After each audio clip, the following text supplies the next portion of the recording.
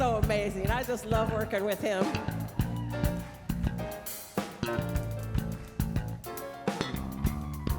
Can't understand why we treat each other in this way. Taking out the time with the silly, silly games we play. We got our love, and no matter how it's said or done, whoa, we are one. Well, from the very start, we are one. Deep down in your heart, we are one. And that's the way it is, yeah. Whoa, whoa, whoa, yeah.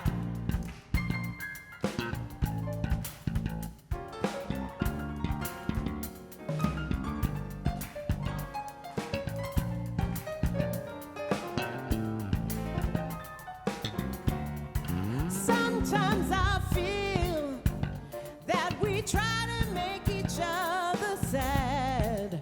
I don't know why. The things we do, how we make each other feel so bad. We've got so much. We could all be having so much fun. Like right now, right? Whoa, we are one. No matter what we do, we are one. Love will see us through. We are one. And that's the way it is, yeah. Whoa, whoa, whoa.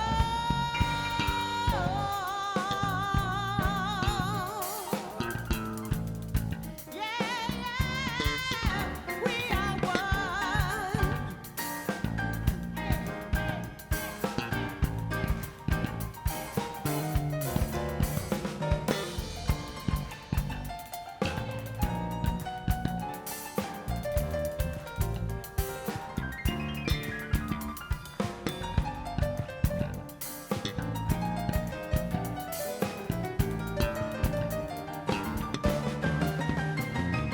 I can't understand why we treat each other in this way. Taking out the time with the silly, silly, silly, silly, silly, silly games we play. We've got so much, and no matter how it's said or done, no matter,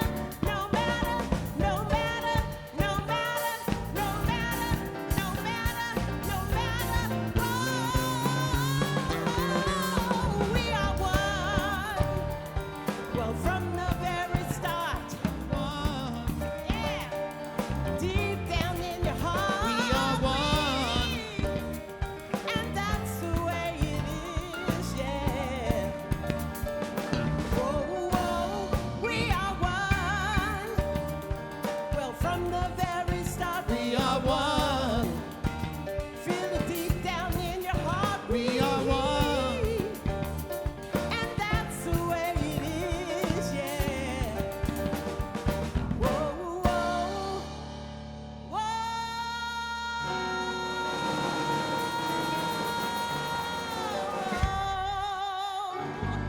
Yeah, yeah, yeah.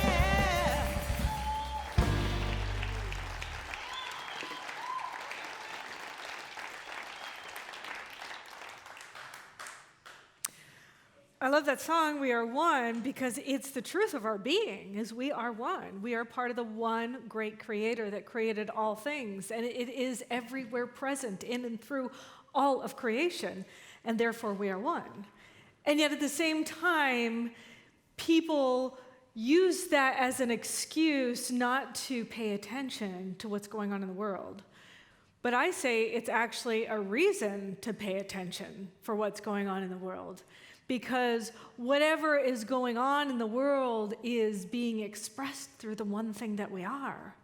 And if we are one and there is war and there is hatred and there is violence going on, then we actually can play a part in having a shift in that. Because if we're one, whatever I do individually affects the whole. And so therefore, I can have an impact on the whole of creation. So I love that song. Thank you so much for singing that, Sheila. It was beautiful. Yeah. That's what I want to do. I just want to dance and sing all day. But I did prepare a talk for you, so I guess I'll do that. Yay! You know, I was thinking about, I wanted to talk about emotional integration because I've been working on myself. I've been working on my own emotions. And one of the things that I recognize is that here we are in a spiritual place. We're in church, we're in a spiritual center. Some people don't call it church, it's their spiritual home. But we talk about God a lot, or the source, or the one thing you may not use the word God, infinite love, universe, whatever word you use. And then there's this whole other thing about like our emotions, like they're something separate from us, you know? Like here in this holy place, we can only talk about God. We can't talk about what God created as us, which is this thing right here, and how important it is that it gave us like a GPS system, like a compass for our highest good through our emotions. And so oftentimes emotions are just put aside, like they're not important because, you know, we're so spiritual, we're not emotional. And that doesn't make sense. If I want to accept the wholeness of who I am, the wholeness of who I am and who God created me to be involves my emotions. That's probably why I came here in this physical body, because I wanted to experience the fullness of that expression. And so instead of being a spiritual person and pushing them aside, what if we were spiritual people and we were opening to the divine spiritual gifts that our emotions give us?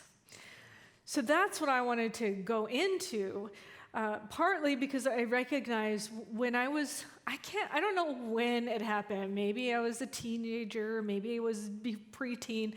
Somewhere I got the message from society that my emotions were not okay. I mean, maybe it was when I was growing up and I was called a crybaby, or maybe it was when I was growing up and I was called hot-headed because I was so emotional. And I am a very emotional person. And also, I stopped being emotional. Like something happened where I listened to what people were saying out there about how my emotions are okay or not okay, and I stopped feeling them. And I didn't feel my emotions. Everything was like happy, joy, joy. All's good, but none of the actual feeling, the fullness of who I am was coming through. Until I walked into the Center for Spiritual Living. I was 21 years old, and I walked through the doors, and I was sitting in the back of the room, like maybe some of you, brand new, in the back of the room. Hi, I see you. And what happened is, I started crying. And I was like, the first couple of months, I'm just like crying through the whole service. I don't know what's going on. I just keep crying. And it wasn't a bad thing, but it was a good thing, but it was so uncomfortable for me because I was not okay with crying. It was not, I thought healthy. I don't know where I got all that, but that was definitely in there. And when I started allowing myself to pay attention to my emotions, new revelations started happening in my life. And then I took this class. At the time, it was called Foundations. Our equivalent now is Beyond Limits. And I took it a couple of times. And in the class, I learned that one of our basis of teachings here at Centers for Spiritual Living is that our thoughts plus our emotions, our feelings, equal manifestation. So thought plus emotion equals the expression of life. So everything in life is actually an effect of our thoughts and emotions. So anything that's happening now is an effect. And so partly it was like going back and looking at what am I thinking was some of the things that I was taught, but not a lot of what am I feeling. and how that also relates to what's being expressed in my life. So I learned more and more to tune into my emotions, not as a place of shaming or blaming, but as a compass that's pointing me to what I really want in life. So for instance, if I get really frustrated, it gives me an opportunity to look back and say, what am I not experiencing that I want to be experiencing? Sometimes, for instance, I was really frustrated recently, and I recognized it's because I was working on the weekend, and I was doing this to myself. I'm just going to say this. I was doing this to myself. But I was also, somebody was needing me, and I wasn't in the place to be giving. And I was really frustrated at them because I hadn't established my boundaries. And I needed time to take care of me. I just want you all to know that ministers actually need weekends as well, and we need work hours as well, because we need to replenish ourselves so we can love up all of you as well. But I wasn't paying attention to that. And whenever I noticed I was frustrated, I recognized I was crossing my own boundaries. And what I was frustrated at was not the other person, it was at myself for not being in integrity for what I committed for myself to be. See, as a minister, I don't need to save everybody because God is here to save everybody. You know? Like there is a source that every single human being on this planet is tapped into, and it is there and available all hours of the day, all hours of the night.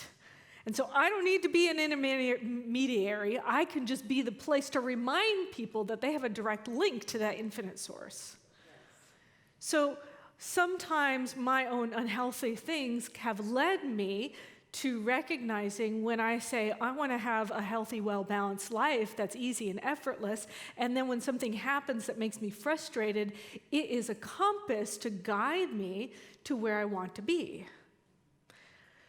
So I was telling the story of foundations class. I went to foundations class. This was one of the first times I really recognized how important paying attention to my body and my feelings were.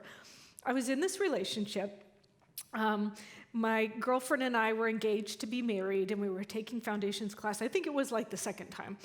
And I had this knot in my stomach. And I was like, what is that knot? Knot right here. I don't know what that knot is. But I decided, okay, I'm going to use these tools that we teach here, which we have affirmative prayer, we have, affirmations, visioning, meditations. These are all spiritual tools to tune you into your highest self and well-being.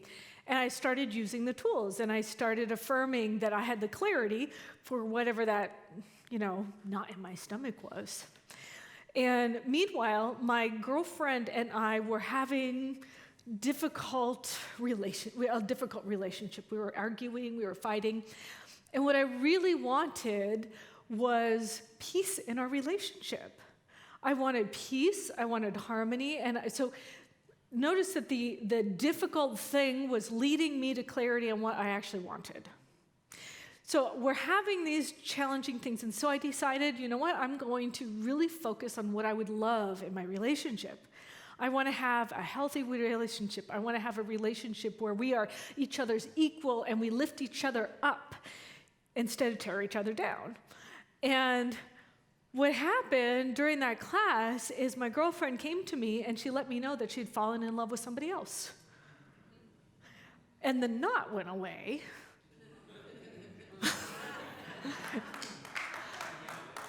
And I got the clarity.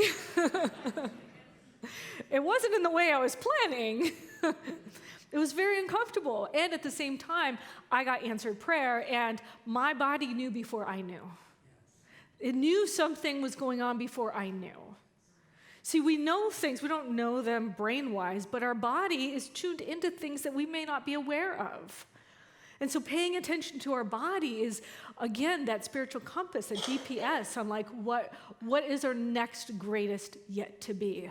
And it is a place of freedom and joy, and I was not in a place of freedom and joy. But it was guiding me into the direction of my freedom and joy. And it was because of that relationship that I had that I got clear on what does a healthy relationship look like, and my part in being unhealthy in that relationship I was in, that I needed to work on myself, which I did. And after I worked on myself for a while, I found somebody who I fell in love with, who was that vision that I had dreamed of with my ex, but I thought it was her. See, a lot of us, we're doing these prayers and intentions, and we're like, well, I want you to change, but what happens is we change, and then our circumstances fall apart in order for them to fall together. So all of the dark night of the soul, when you're experiencing that, and I've experienced it several times, every time I go through a dark night of the soul, I'm like, oh my God, it sucks, it's so hard.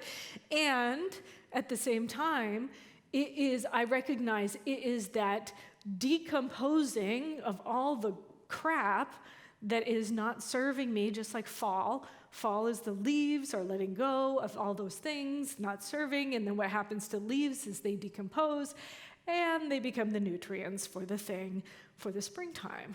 So anytime I'm going through the dark night of the soul, I recognize that it's part of the process of something magnificent happening in my life.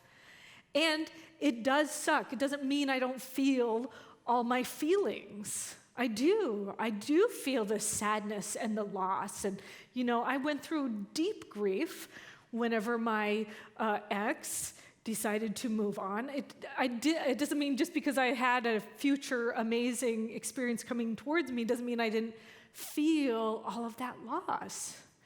But somewhere in me, I had thought that that's what I'm supposed to do. That I'm not allowed to feel, that being a spiritual person or coming here because everybody's so happy that I can't feel sad. Well, that's bullshit. I just want you to know that.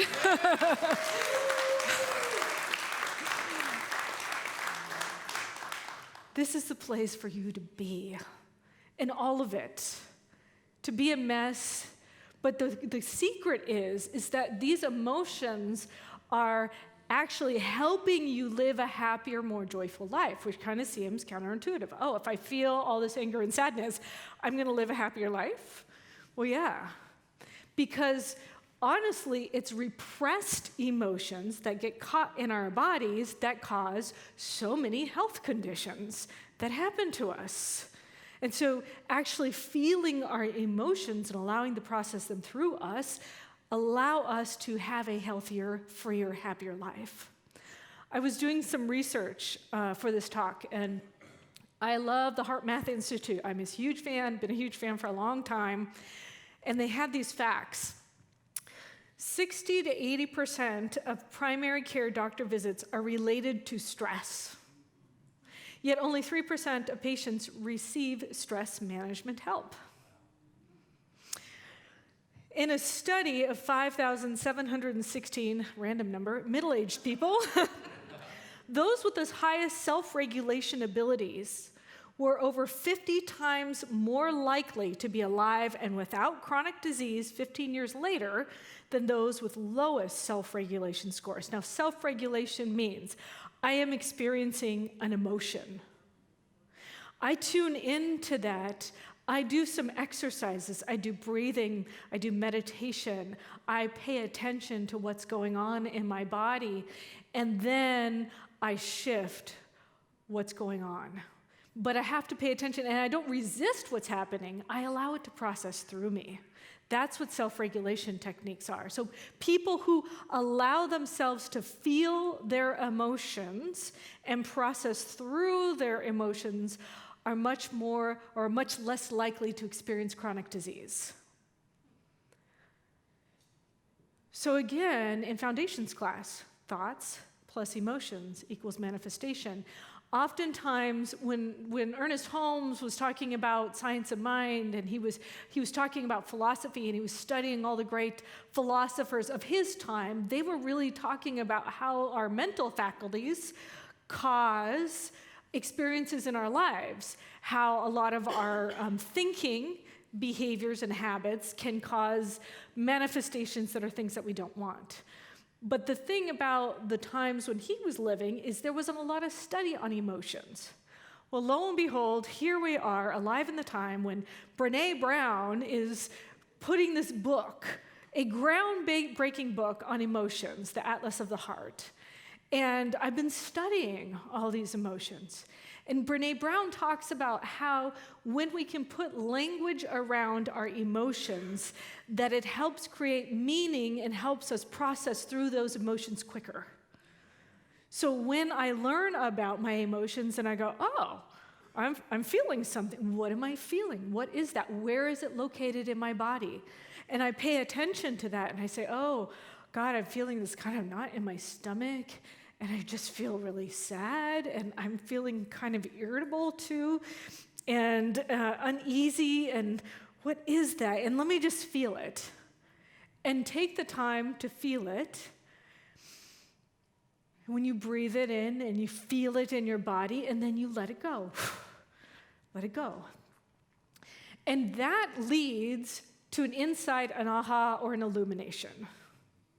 That leads to a way of recognizing, well, what is the thing that I want? Wow, I recognize I felt the frustration, I felt the anger, I felt the sadness, I articulated that, I allowed it to go through my body, process through my body, and now I know that my frustration was because I wasn't paying attention to myself.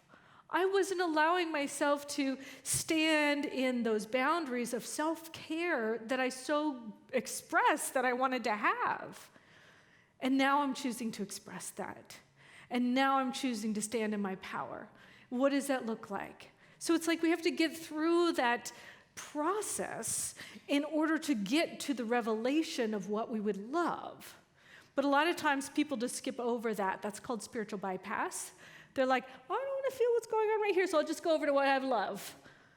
But that's not really how this teaching works. It's like you got to kind of go down into that uncomfortable spot and allow it to release from your body in order to get to that place of joy. Because I could be in joy, but it's not going to be authentic joy if I still allow all of those things to be residing in my body. You know, Buddha talked about this too. He called it, what did he call it? Kleshas. I'm not sure if I said that right, but for what? Klesha. Thank you. Buddhists in the room. I love being in a spiritual center because we have people of all different religious belief systems here, which is lovely. So he talks about the 3 kleshas, which are the 3 poisons, he called. And the point of them was not inherent evils that are within us, but as invitations for self-discovery and growth. So the 3 kleshas, or poisons, are that of raja, which is greed or lust. The second one is dvesha, which is anger or hatred. And the third one is moha, which is ignorance or delusion. So these are all emotions that we have, or we have ways of being. Greed, right? What is causing war in the world? Greed. Greed is causing war in the world. That's what I think. You can have your own theory, but that's my theory. Greed is causing war in the world. So his invitation was, okay, you see war out in the world, you see greed, you see this thing, people lusting after things. Well, it's in each and every one of us. And if it's in each and every one of us, we can be the place where change shows up. Well, what is that change for greed? Generosity. Okay, I see greed out in the world. In order for me to practice my spiritual practice, I get to practice being a generous person. That's how I tune in to the spiritual practice of this type of way of being. The second one he had was hatred. Hatred and anger. Well, I have been looking at the world.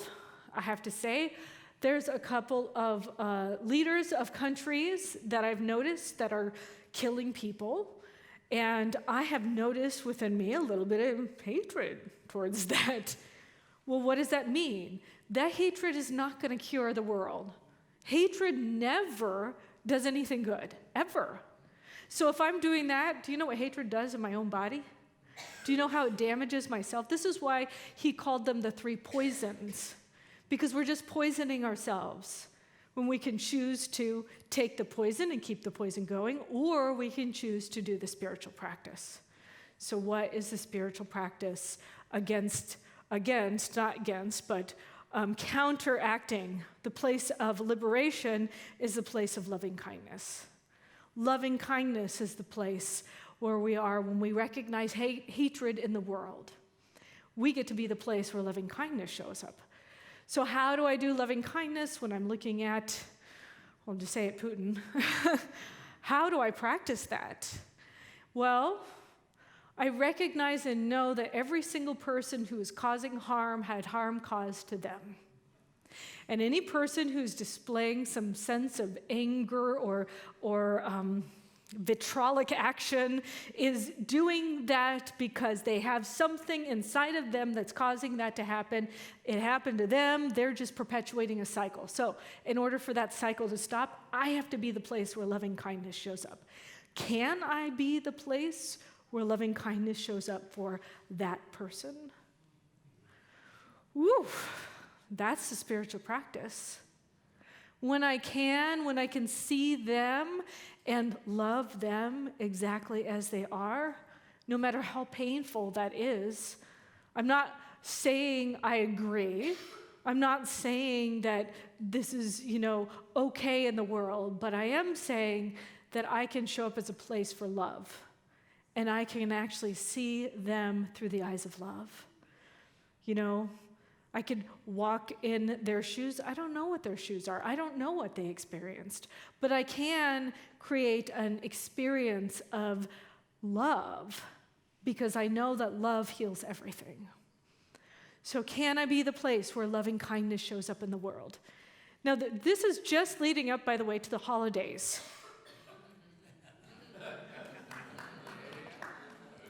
You might have some practicing to do with your families. Maybe, maybe not. Maybe your families are all perfect and they all have healthy relationships and everybody's so, perfect and wonderful and healthy together. But a lot of families aren't, and so you're not alone if that's your experience. And this is our experience to practice our practice. This is our experience to be, okay, am I going to be the place where love shows up? Even when people are behaving not so well. Even when they're behaving from their addictions or their reactions or their unhealed past, can I be the place where loving kindness shows up? The third one he talked about was wisdom. So ignorance and delusion are the place that is where wisdom is not showing up, right? And I may recognize that some people in my life who are loving and they profess as Christians, but I know what Jesus said about loving everybody. But they said, because I'm gay, that I am going to be going to hell. And so there's people out there, they're condemning me because of who I am. And do I get to be the place that shows up and loves them, even in their condemnation of me? Where people draw a circle to keep me out, I'm drawing a circle to bring them in.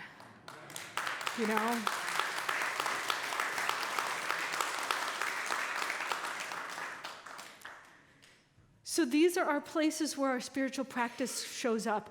That's the place where liberation happens. When we can step into that way of being and be liberated from any hold anybody else has on us, then we can truly practice our spiritual and emotional freedom. But it takes all of us. For me, it's a daily practice. This isn't something that I wish I was a spiritual master of all my emotions all the time. I'm not. And neither is every human on the planet. So I think we're all here together to be in this place called Earth School, to learn together and to create a world. Our dream here is to create a world that works for everyone. And that's so different because we're all so different. And yet I believe it's possible because anything is possible in the mind of God. Anything is possible when you believe that anything is possible.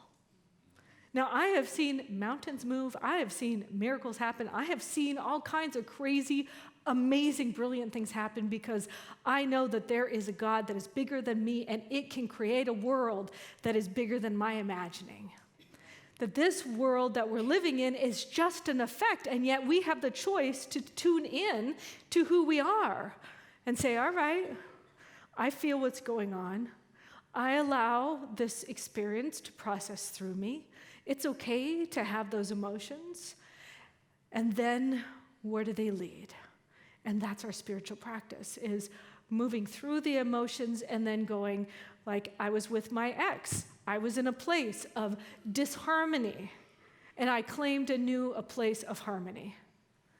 But I had to believe that that was possible. And so we have to believe that this whole earth thing that we're doing together, that there is a possibility for a peaceful expression. And that possibility is happening through each and every one of us. But we have to do that spiritual practice. We have to stand at that spiritual practice every day with our families, with our friends, with our neighbors. Wherever we are, that's where God is showing up. And it's showing up in and through each and every one of us, tuning into us and allowing us to interpret what's going on through our emotions. And so we can use that power for good in this world. So I'm going to give you a couple of quick techniques. One is the first thing to do is if you feel triggered, I'm going to give you a very, very short technique. I learned it from Jeff Granville. He was doing some workshops here for several years. And all you do is you put your fingers over your pulse in your neck. That's where I can feel it. And you breathe in 5 heartbeats and you breathe out 6 heartbeats. So let's do that.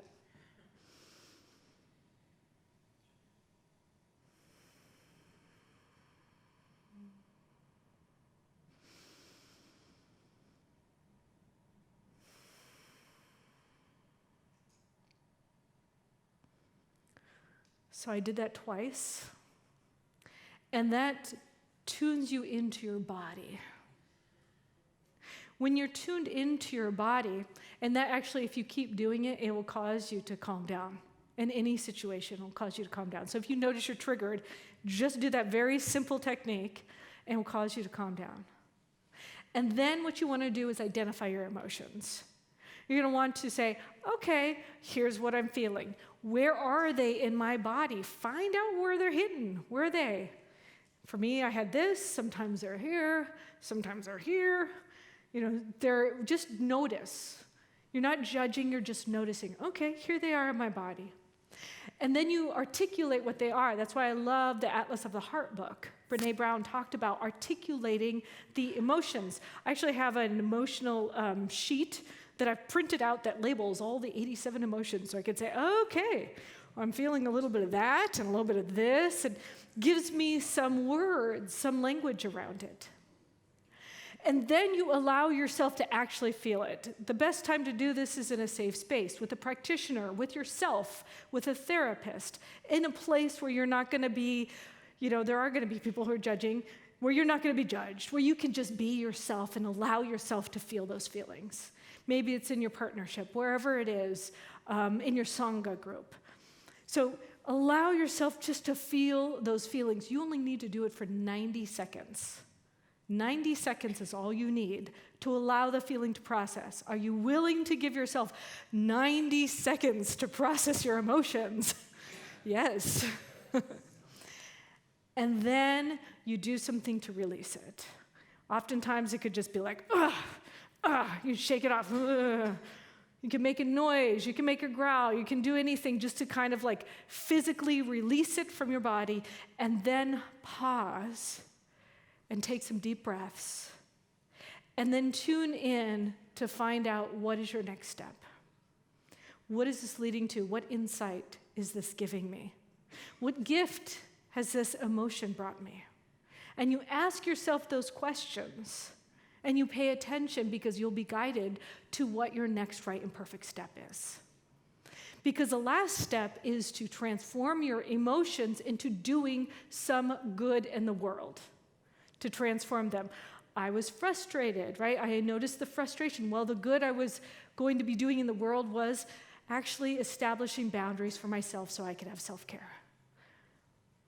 Now, us having boundaries is doing good work in the world, Because what happens when people don't have good boundaries? Brene Brown says that the most boundaried people are the most loving people. Isn't that interesting? So if you really want to have emotional freedom, I would encourage you to practice those steps. Identify your emotions, name them, validate them, feel them, allow them to process through you, release them, and then transform them into something that does good work in the world. It may be, I understand there's a lot of social justice anger that's happening, and that anger can be transformed into what would love look like. I feel that I'm angry. I recognize that this is something that I'm noticing out in the world that I don't like the way that it's happening, and so I'm going to feel that anger. I'm going to allow it to pass through my body, and then I'm going to be a force for good in the world. What does a force for good in the world look like? What does a force for good in the world behave like? What is a force for good in the world? What actions would I be doing in alignment for a force for good? What does love look like if I were in alignment with my good and the world's good? So it gives you the tools to move forward into your next right and perfect actions. So I encourage you to practice those things, and if you end up crying through the whole service next time, it's okay. I love you. You're a blessing. Thank you so much. And so it is.